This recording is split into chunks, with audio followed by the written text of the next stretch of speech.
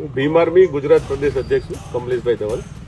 આપણે આ બનાવ સાંભળ્યો અને ઉત્તર પ્રદેશથી પણ અમને ફોન આવ્યો. તો અમારા સાંસદ છે અને રાષ્ટ્રીય અધ્યક્ષ વિનયભાઈ, એટલે મુલાકાત લેવા આવ્યા, અમને ખબર અંતર પૂછવા આવ્યા અને સીટની તપાસનું આજે કંઈક પૂરું થાય છે એવું જાણ્યું આપણે રિમાન્ડ.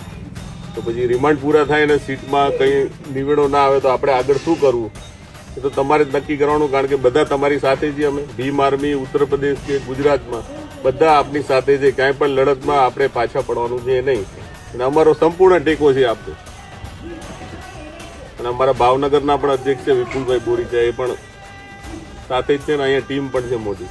અને આખા ગુજરાતમાં 34 જિલ્લામાં ભીમ આર્મીની ટીમ છે, બધા આપની સાથે છે.